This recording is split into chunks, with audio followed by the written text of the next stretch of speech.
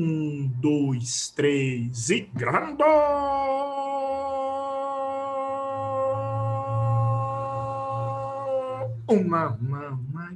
Seguinte, vocês viram ali na pré-aula, queridões, vários elementos sobre o nosso querido Oriente Médio.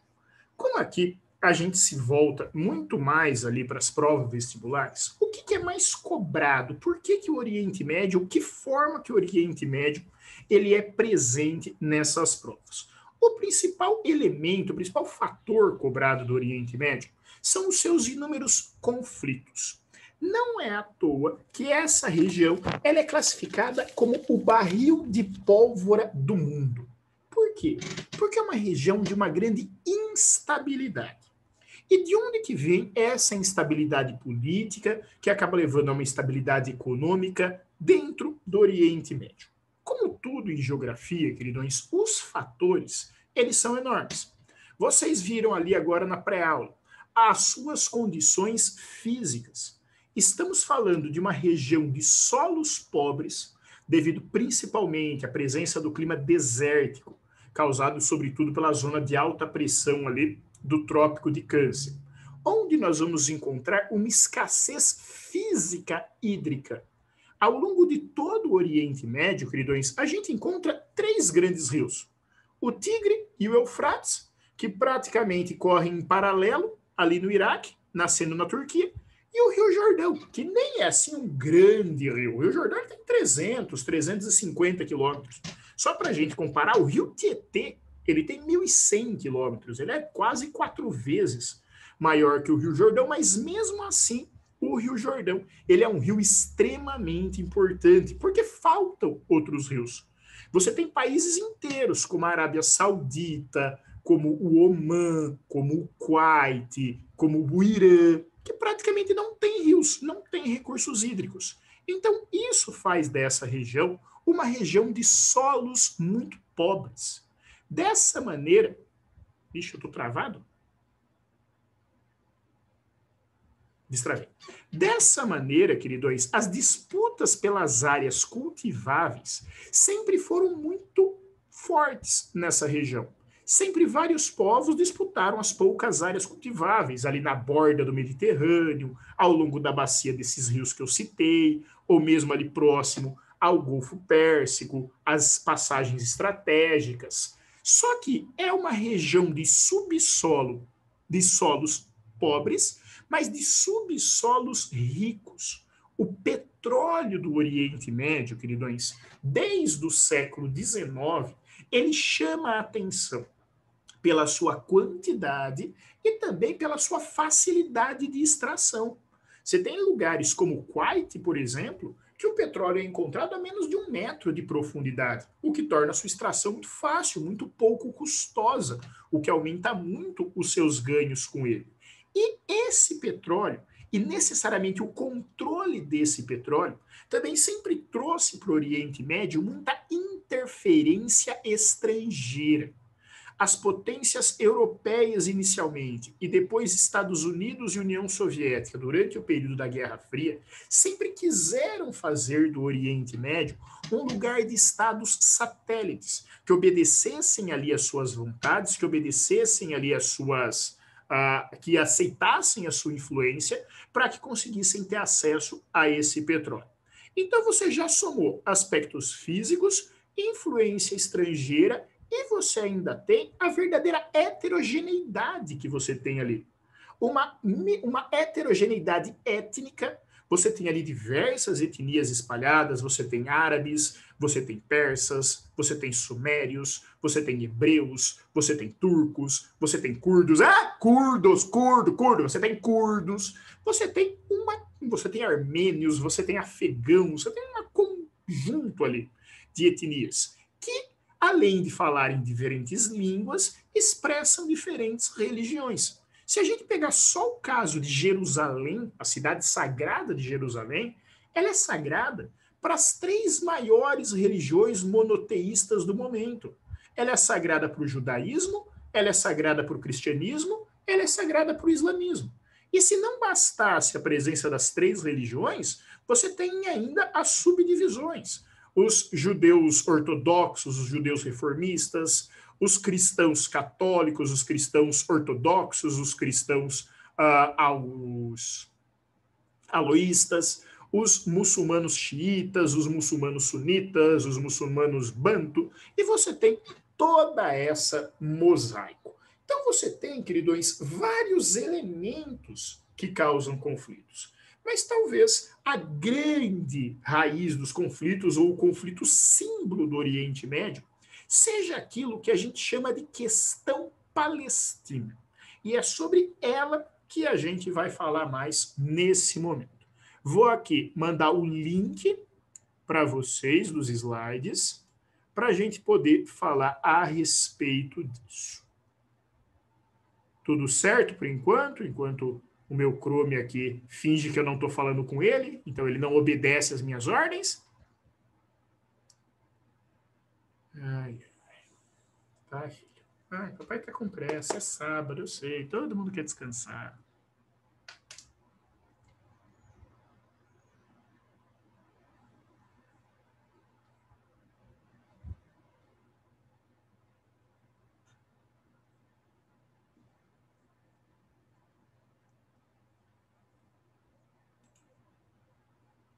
Foi? Não, não foi. Você não está respondendo. Já deu para reparar que você não está respondendo, meu querido.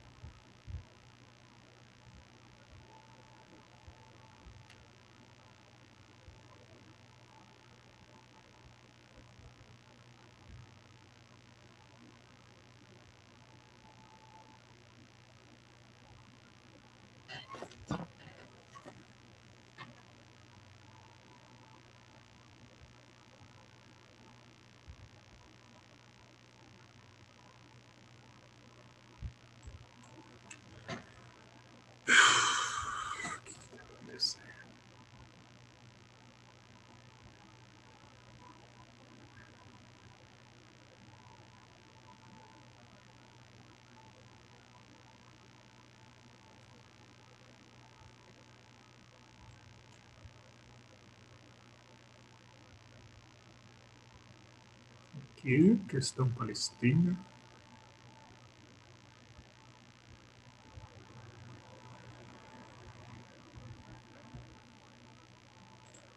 Compartilhar.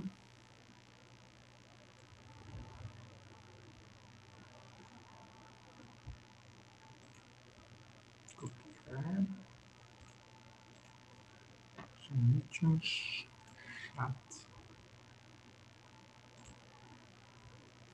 Indo para vocês aí o link do documento. Agora sim a gente pode abrir e falar sobre ele. Vamos lá. Bom, o que é então, queridões, essa questão palestina que a gente fala? Antes de mais nada, é bom a gente localizar territorialmente. Quando nós falamos, queridões, de Palestina, nós estamos nos referindo a uma estreita faixa de terra lá no Oriente Médio, entre o sul do Líbano, a península do Sinai e as cordilheiras da Palestina, as cordilheiras da Galileia, né? Alta Galileia, Baixa Galileia, que são delimitadas, sobretudo, pela bacia do Rio Jordão. Ele nasce ali nas colinas de Golã, ele cria ali o Lago de Hulá, o Mar da Galileia e segue o seu caminho até desaguar no Mar Morto. Essa região ela também é conhecida porque o Mar Morto ele é o ponto mais baixo das terras emersas do planeta, tendo localizado ali a negativos 400 metros de altitude, ou seja, ele está abaixo do nível do mar. Essa região em si, queridões, ela não é rica em petróleo. O petróleo aqui ele não é um complicador das relações, mas ela tem alguns elementos que dentro do Oriente Médio são até mais importantes do que o petróleo, como acesso à água e terras férteis, principalmente ali no norte, onde vai ocorrer o clima temperado mediterrâneo, um clima que vai ser úmido, principalmente na estação mais quente, nessa época, o clima temperado mediterrâneo, úmido na estação mais quente, um pouquinho mais seco durante as estações mais frias, possibilitando ali o cultivo de cereais, possibilitando ali o cultivo de frutas temperadas. Pois bem, qual é a essência das disputas que nós temos ali? Ali não passa, queridões, de uma disputa territorial, onde dois povos querem a posse integral e exclusiva da região. Ou seja, eles querem toda a região e querem só para eles. E quem são esses dois povos? Esses dois povos são os hebreus e os palestinos. Na origem, queridos, se a gente pegar lá atrás, no comecinho de cada um, eles são povos próximos, que vieram de uma mesma etnia. Mas depois de séculos e séculos de separação, eles não conseguem mais se reconhecer como povos próximos. Tanto é que eles seguem, inclusive, falam diferentes línguas, têm diferentes culturas e seguem diferentes religiões. Os hebreus, eles professam o judaísmo, os palestinos, eles professam o islamismo. Então, nós também temos ali a questão religiosa entre muçulmanos e judeus. Pois bem, por que os palestinos acham que essa terra é deles? Ou quais são os argumentos que eles utilizam para isso? O primeiro argumento é a sua origem. Os palestinos, eles são uma etnia que surgiu ali no Mediterrâneo, mas ela é uma etnia, digamos assim, de misturas. Você tem ali um pouco de árabe, que veio da Península Arábica, você tem ali um pouco de filisteus, que veio da região da Filisteia, um pouquinho mais ao norte, e um pouquinho de cananeus, que é um povo que ninguém sabe muito bem a origem ali, mas vivia próximo a Cananéia, ali naquela região das colinas que eu estava dizendo para vocês. Um dos argumentos mais fortes, queridos, que os palestinos usam é a ocupação ininterrupta. Por quê? Faz mais de 2000 anos que eles ocupam esse espaço de terra. Afinal, houve, ao longo da história, as diásporas judaicas, onde boa parte dos judeus que ali viviam abandonaram, os palestinos não abandonaram. Então, eles tiveram contato e eles resistiram à escravidão, à imposição à força de modelos de impérios como o babilônico, o grego, o persa, o romano, o otomano, o britânico. Quando, por exemplo, os judeus fizeram a última diáspora, os palestinos foram trazidos em massa para fazer os trabalhos pesados ali da Terra Santa.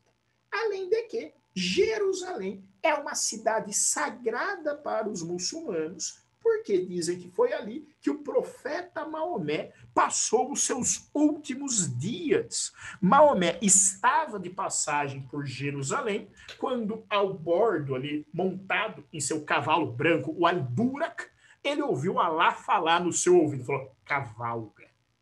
Aonde Maomé ouviu Alá e começou a cavalgar, surge uma mesquita, a Mesquita Vermelha, terceiro lugar mais sagrado do islamismo. E Maomé cavalgou, cavalgou, cavalgou, até que o seu cavalo não tocava mais o chão e Maomé ascendeu aos céus. Maomé nunca morreu. Maomé foi chamado ainda em vida para ficar ao lado de Alá. No último ponto onde o Al-Burak tocou o solo, foi construída a Mesquita Branca, segundo lugar mais sagrado do islamismo. Somente a Caaba, lá em Meca, é mais sagrada do que esses dois lugares. Portanto, eles têm como argumento o surgimento da etnia Eles têm como argumento o uso da terra, eles têm como argumento a questão religiosa. Já os israelenses, por que eles querem essa terra? Por que eles argumentam que eles têm que ter o uso exclusivo dessa região? Primeiro, pelo surgimento. Eles se definem como descendentes diretos do povo hebreu, que foi um povo que, depois de migrar muito pelo deserto, fugindo inclusive da escravidão do Egito, lembra do Moisés abrindo o Mar Vermelho, levando eles para a terra prometida? É autóctone da região. Foi se isolando ali, naquelas colinas, que o povo hebreu criou a primeira religião monoteísta do mundo, que é o judaísmo. Outro argumento é o longo período de ocupação. Eles surgiram nessa terra há mais de 4.000 anos. E eles só saíram dali para proteger a sua vida, para não serem escravizados, seja pelos babilônicos ou seja, em parte, pelos romanos. E assim como acontece com o islamismo, para o judaísmo, Jerusalém também é uma cidade sagrada. Por quê? Porque ali estão as ruínas do Templo de Salomão. A ruína principal do Templo de Salomão é o Muro das Lamentações, que é simplesmente o lugar mais sagrado do judaísmo, onde os judeus, principalmente os judeus ortodoxos, fazem migrações anuais para orar de frente ao Muro das Lamentações, para colocar papeizinhos com pedidos e orações nas suas frestas. Então, também eles vão se apoiar na origem, na ocupação e na religião. Acontece, queridões, que tudo poderia funcionar de forma muito fácil. Lembram que eu acabei de comentar que durante a ocupação romana houve a diáspora judaica. O que é a diáspora? É a migração em massa. É a fuga dos judeus da Terra Santa. Nessa fuga, queridões, eles se espalharam inicialmente ali por países da Ásia, depois chegaram à Europa e com a ocupação aqui do Novo Mundo, também vieram para a América. Só que o povo judeu, eles tinham uma peculiaridade, eles tinham uma particularidade. Era sempre um povo muito fechado em si, com um senso de comunidade muito forte, de que todos teriam que crescer juntos na vida. Então era comum, por exemplo, que uma comunidade judaica chegasse até um país, chegasse até uma cidade e conseguisse que todos os seus membros crescessem. Quando você vê um grupo crescendo enquanto a maioria fica na miséria, isso é uma ferramenta para governos populistas e incompetentes. Então, vira e mexe, o enriquecimento dos judeus era apontado como causa do empobrecimento do resto da população. Então, isso gerava, queridões, um sentimento anti-judeu, que ficou batizado como antissemitismo. E o antissemitismo, ao longo da história, levou a muitas perseguições aos judeus. Quando a gente teve os Commons na Inglaterra, quem perdeu as terras, principalmente, foram os judeus. Quando ocorreu a Inquisição Espanhola, junto com as bruxas que eram colocadas nas fogueiras, também tinha os judeus, que tinham sido acusados, inclusive, de matar Jesus. Era uma acusação que eles sempre tiveram. Mais tarde, durante a Revolução Russa, a Revolução Socialista na Rússia, os judeus foram expulsos quando não foram exterminados. E, por fim, a grande que ficou aí marcada foi o Holocausto da Alemanha nazista. Mas até antes, queridões, desses dois últimos eventos, Revolução Russa e Holocausto, os judeus já tinham buscado uma união. Por quê? Lá no século XIX, um escritor húngaro de origem judaica cria o chamado movimento sionista. O nome, queridões, é em homenagem ao Monte Sião, que é uma das 7 colinas que tem em Jerusalém. E qual era a ideia do movimento sionista? Era reagrupar os judeus que estavam espalhados no mundo e, com essa força judaica, conseguir primeiro combater o antissemitismo e depois lutar por uma pátria judaica. E mesmo antes, queridões, do Holocausto, esse projeto ele já estava muito forte. Por quê? Como muitos judeus enriqueceram, muitos judeus participavam ativamente da política.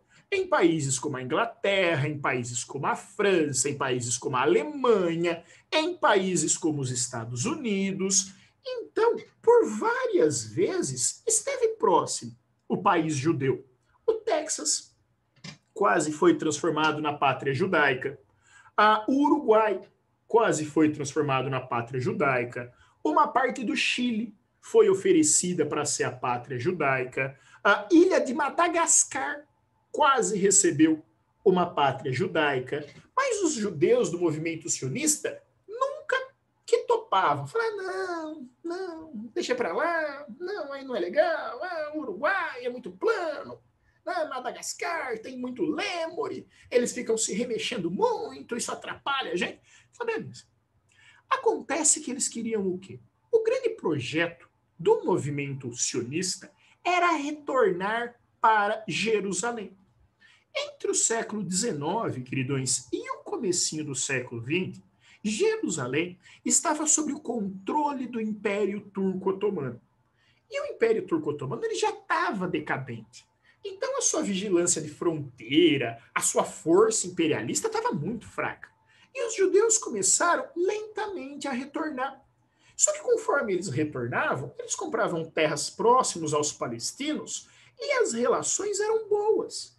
Os primeiros contatos foram contatos pacíficos, sem nenhum tipo de conflito.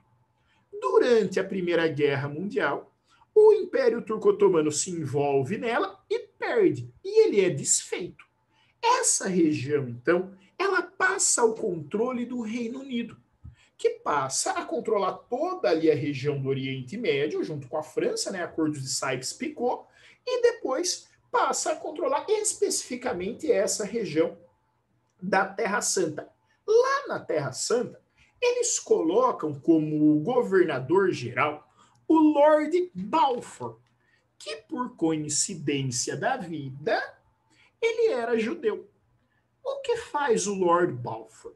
Em determinado momento, ele pega lá um papel timbrado pela coroa britânica e escreve à mão uma declaração, que fica conhecida como a Declaração de Balfour, onde ele afirmava ser completamente justo e aceitável os anseios do movimento sionista em reocupar Jerusalém. Gente, peraí. Você é do movimento sionista. O seu grande objetivo é ocupar Jerusalém. De repente, o cara que manda em Jerusalém escreve uma carta falando que isso é válido. O que você vai fazer? Pô, partiu Jerusalém. Então começa uma grande migração de retorno, em que o número de judeus vai aumentando muito. E eles começam a tomar a terra que então estavam na mão dos povos árabes, que passam a ser jogadas para as regiões de piores cultivos. Tudo isso com a anuência da força britânica. É a partir daí que começam os principais choques. Os conflitos já começam nessa época. E essa época também é marcada pela Segunda Guerra Mundial. Entre 39 e 45, o mundo inteiro para ver aquela disputa e para participar daquela disputa ali entre o eixo e os aliados. Ao fim da guerra, a Alemanha está derrotada, há uma enorme comoção sobre a causa judaica, porque aquelas imagens de Auschwitz, elas são abertas, elas são compartilhadas à torta e à direita. Mas lembrando que não foi só o povo judeu que sofreu. O povo judeu, os povos ciganos, o Hitler quase extinguiu os ciganos da Europa. Os negros, os homossexuais, os deficientes, todo mundo sofreu na mão do nazismo. Mas sobre os judeus, houve uma maior comoção. Ao fim da guerra, queridos, também foi fundada a ONU, que tinha por princípios garantir a paz mundial. Então, lá em 46, a ONU, nas suas primeiras ações, falou, vem cá, onde é que está tendo treta atualmente que eu possa resolver? Eu sou a ONU. Falei, aqui. Que treta que é essa aqui? Falei, é palestino e israelense. Falei, o que eles querem? Falei, é dois povos que estão brigando aí pelo mesmo território. Falou, interessante. A ONU foi ouvir os dois lados. Falou, vem cá, ô Palestina, por que esse território tem que ser seu? Falou, meu povo surgiu aqui, eu ocupo aqui há mais de 2.000 anos sem nunca ter fugido, que nem uns e outros, aí, mas eu não sou de da Indira. E Jerusalém é minha cidade sagrada. A ONU pensou. Falou, Palestina, não é que você tem razão? Então agora tem um quarto elemento ali, que era o reconhecimento da ONU para a causa palestina. Mas, antes de tomar qualquer atitude, a ONU foi consultar Israel. Falou, Israel, vem cá, por que essa terra tem que ser sua? Falou, o meu povo surgiu aqui. Faz 4.000 anos, não 2.000, que nem uns e outros aí, mas eu não gosto de dar indireta. Além do mais, Jerusalém é minha cidade sagrada, porque ela tem o Muro das Lamentações. A ONU pensou, falou, você tem razão também. Aí deu mais um quarto fator, que é o reconhecimento da ONU. O que a gente faz nesse caso, curso? Você tem dois países, dois povos que querem ocupar o mesmo território. Você tem 4 caminhos. O primeiro, dá tudo para Israel. Tá, beleza. E o que você vai fazer naquela época com 5 milhões de palestinos? Segundo caminho, dá tudo para os palestinos. Tá. O que você vai fazer naquela época com 4,5 milhões de judeus? Vai acabar de matar? Se fosse isso, não precisava brigar com Hitler. Também não dá. Terceiro fator, cria um país só com 2 povos, onde eles vão se dar a mão e cantar You are the world, you are the children.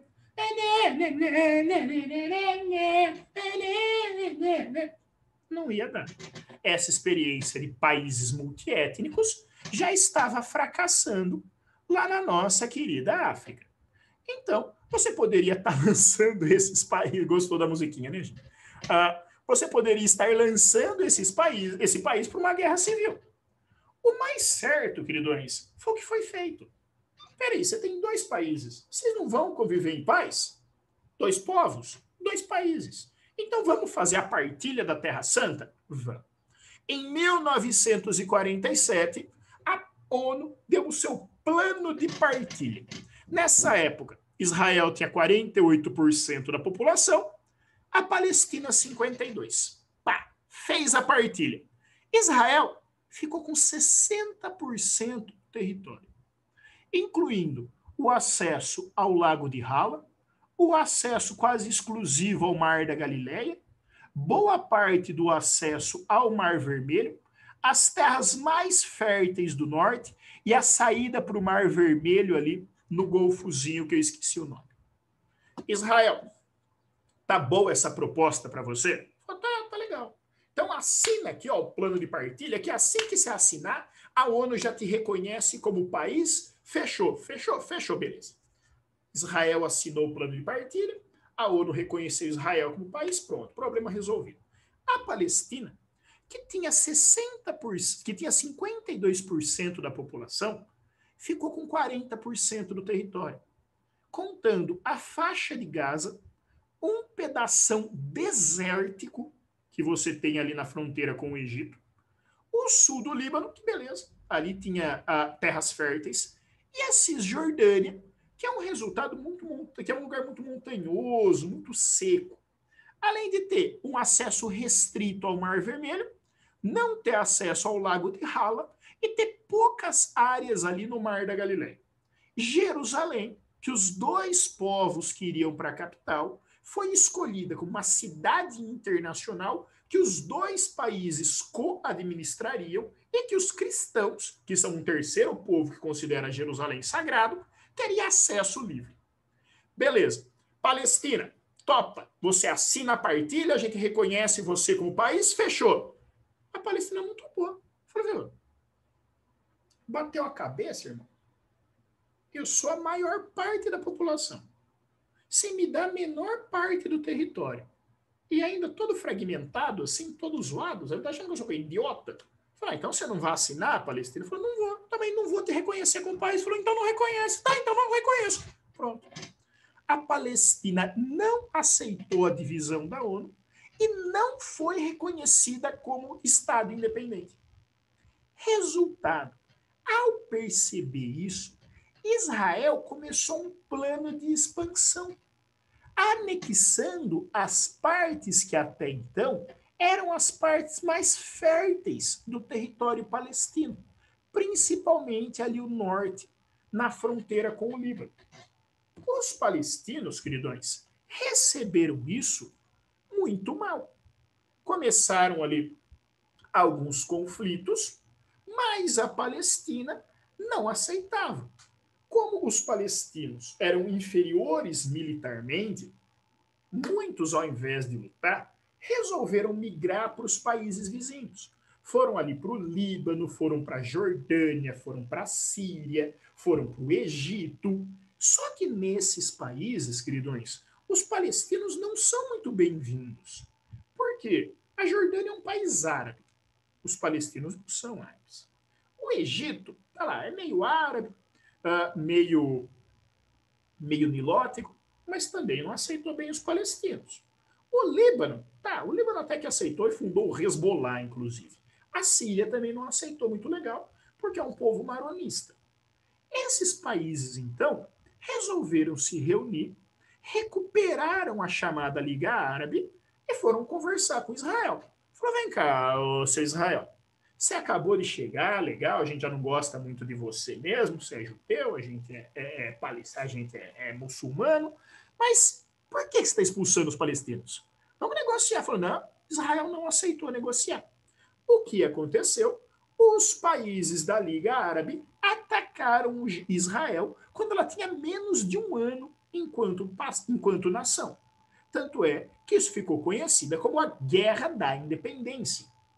Nesse primeiro conflito, queridões, Israel contou com o apoio direto dos Estados Unidos e do Reino Unido. Por quê? Porque era muito importante para os Estados Unidos e para o Reino Unido ter no Oriente Médio um posto avançado do Ocidente. Uma vez que, por conta das questões religiosas, era muito difícil para tal que o. Oh, meu Deus! Que o Hobsbawm definiu como civilização ocidental adentrar no Oriente Médio, que tem a tal da civilização islâmica. Nisso daí, Israel acabou vencendo esses países. Foi assinado o Armistício de Rhodes, onde no Armistício de Rhodes, Israel não só se manteve, como ainda adicionou áreas que antes estavam na mão dos palestinos, deixando os territórios palestinos com dois pedaços completamente descontínuos, Gaza e Cisjordânia. E os dois haviam perdido o tamanho do que eles eram pela partilha da ONU. É claro, queridões, que isso não foi muito bem aceito. Esses países, então, principalmente o Egito, se aproxima da União Soviética. A União Soviética, ela cria ali a ideia do pan-arabismo, do nacionalismo árabe, de que os países árabes deveriam se unir. Com essa ideia do pan-arabismo, o Egito toma do Reino Unido e da França o Canal de Suez. O que começa lá no comecinho dos anos 50, em 52, a chamada Guerra de Suez, entre o Egito, Reino Unido e França. Durante essa guerra, sem ser chamado, sem ser convidado, Israel entra bombardeando os portos egípcios, o que é um ganho muito forte para Reino Unido e França, que ficam muito agradecidos a Israel. Falou, pô, Israel, você está podendo mesmo, hein? Você não estava nem ligada na guerra, você entrou aqui combatendo, chegou-se a um acordo ali do Canal de Suez, de se dividir os ganhos, do Egito cuidar da infraestrutura, mas beleza. Foi mais uma demonstração de força. Em 56, queridos, Israel alegou prevenção. Então, de forma surpreendente, ela atacou o Egito, a Síria e o Líbano, tomando territórios naquilo que ficou conhecido como Guerra dos 6 Dias. Gente, eu vou cair já já. Agora é 12:05, 12:10 a gente volta para continuar, tá? Porque aí a gente tem 5 minutinhos para tomar uma água e ir no banheiro. Enquanto isso, eu vou falando, mas daqui a pouquinho eu vou cair. Essa Guerra dos 6 Dias, Israel criou um verdadeiro cordão de isolamento. Por quê? Ela anexou as áreas palestinas, ela tomou a península do Sinai, que pertencia